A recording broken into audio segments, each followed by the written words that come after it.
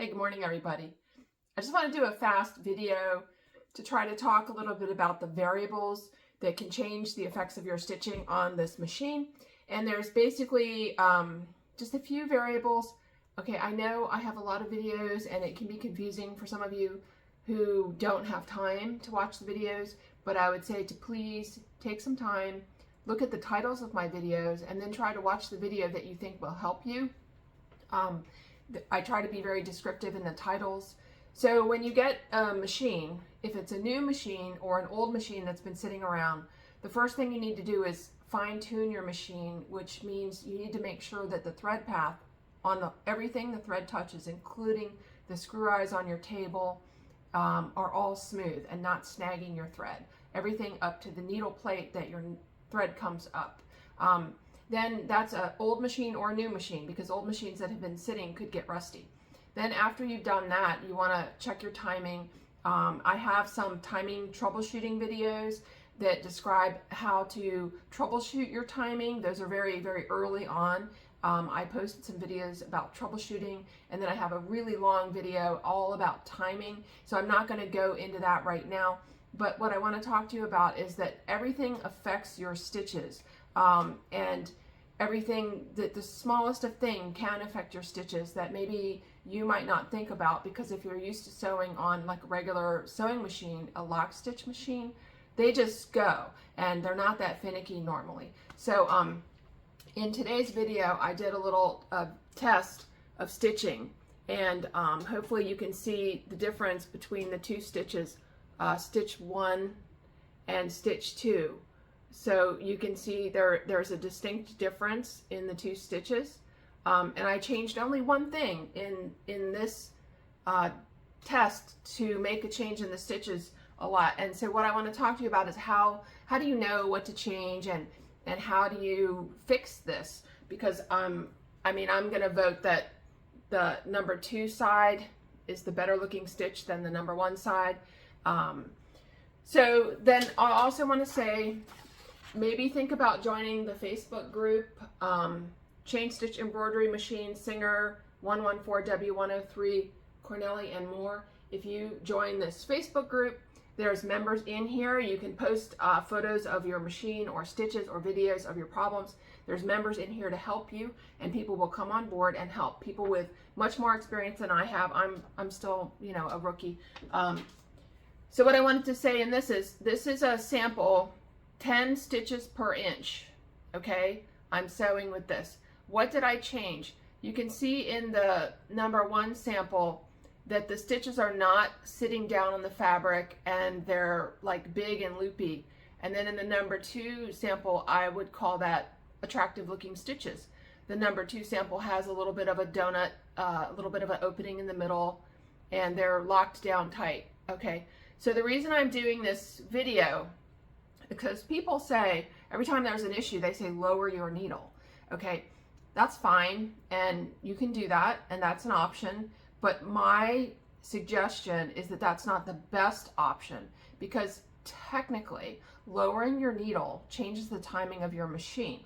So what that does is it puts the needle lower in the cycle. As the needle goes down and up and down and up, the actual hook, the location of the hook that catches the thread, and the hook catching the thread is your timing.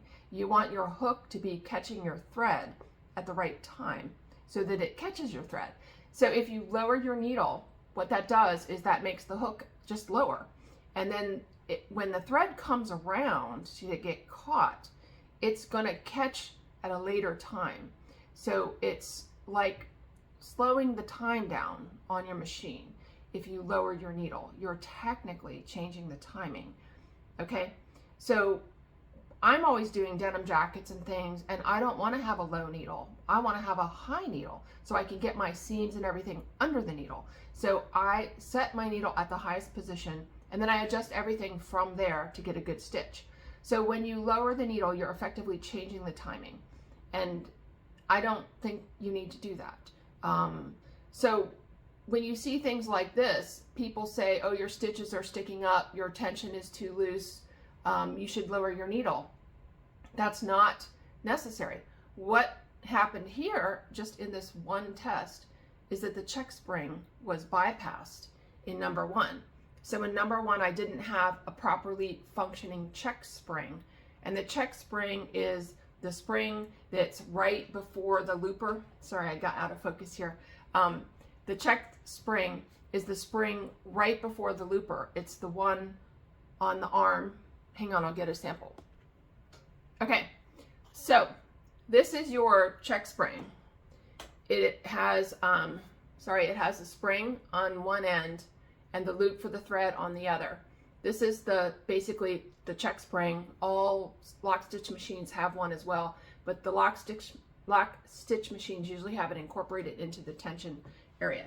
This is your tension device, which is how you control the tightness of the stitches.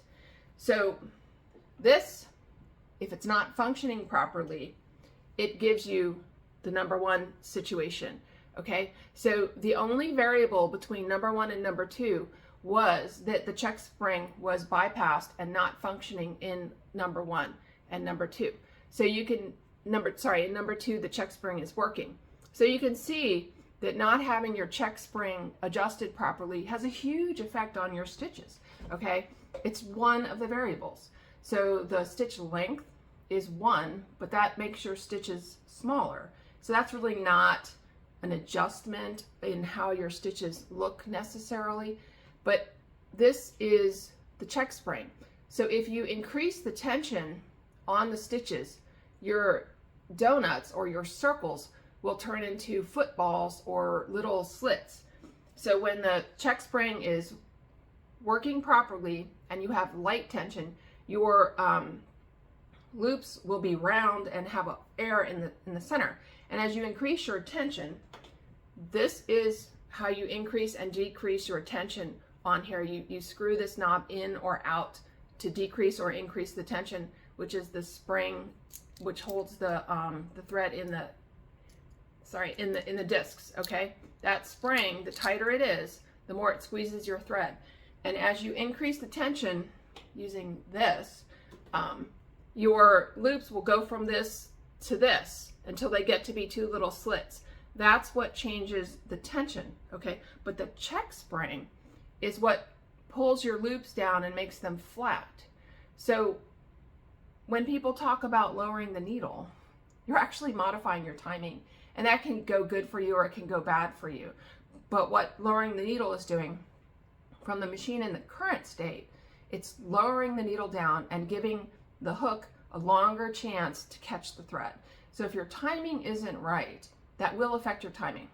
Okay, so it may work in some situations, but if you back out of that kind of mindset, think that you're going to really understand your machine and understand how all the variables work together, it's best to properly set your timing, or at a minimum to properly adjust your needle so that it's in the highest position and that the hook is at the right location to catch the thread.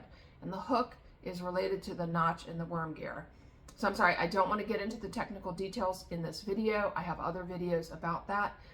If you have a real specific question or you're having problems with how your stitches are looking, I would suggest you send me a message. I'm on Facebook, I'm on Instagram. Just send me a message and ask, say, look at your stitches. And if I see this kind of thing, then there's a few things to check. But I just wanted to kind of talk about this. I don't know, I hope this helps and it doesn't confuse you anybody, but the difference between these 2 stitches is properly functioning check spring. Number 1, there is no check spring functioning. Number 2, the check spring is functioning, and there's no other change at all to the machine. I didn't change the tension, I didn't change the needle height, I didn't change the stitches per inch. The only thing I changed here is the check spring. So just trying to help you guys understand one aspect of it. Your check spring, when it's working properly, it needs to bounce up and down as much as possible. If you see your check spring just doing like this, it's not working. It needs to go up and down with every stitch, and that's what pulls the thread back down and locks it against the fabric. So if you look under your table and if this end of your spring is not free to move, that, you know, that there's a reason this whole coil spring is here, and it's not just this part bending, it's the function of the coils that make the check spring go up and down.